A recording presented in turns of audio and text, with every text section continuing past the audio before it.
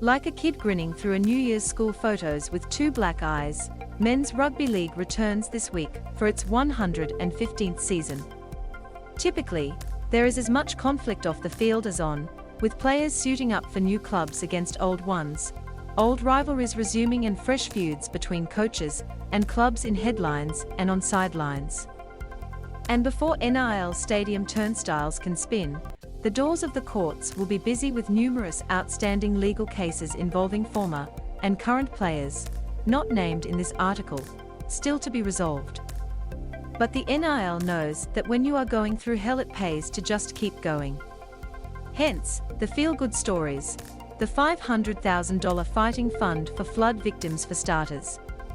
Then there's Canberra's Harley Smith Shields receiving a hamstring donation from older brother Jesse to save his career, and Roosters coach Trent Robinson signing until 2028. League's fastest man, Tulu Kula, he runs the 100m in 10.58s largely thanks to parents, who both represented Tonga at 3 Olympics, has signed a 3-year deal with Manly.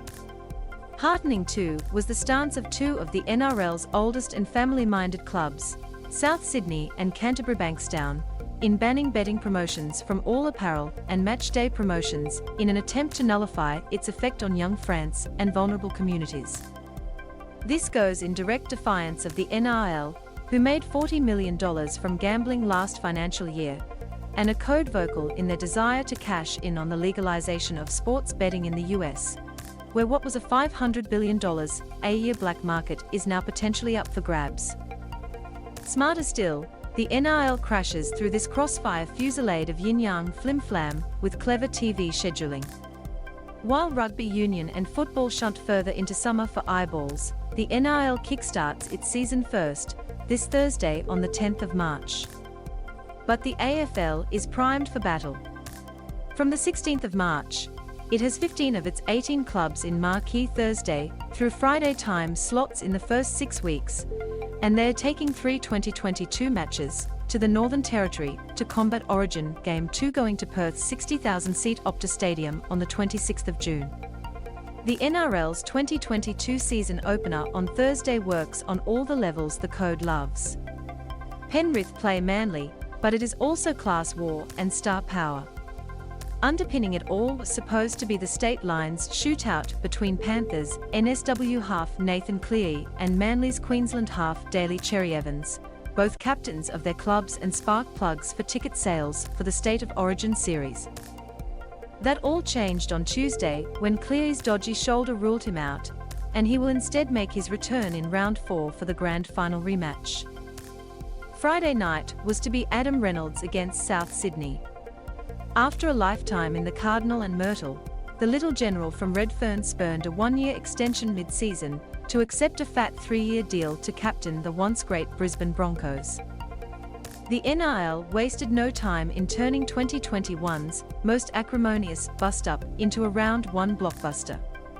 Alas, that box office bonanza went bung last week when our hero, a villain, caught COVID. Now the Reynolds Rabbitohs rematch comes in 8 weeks in Sydney. The NRL likes to keep their powder kegs dry, so that's ample fireworks for round 1. In round 2 they play different ace cards, a move we call the bad blood blind bluff. Rivalry round used to pit old foes against each other in a week of local derbies.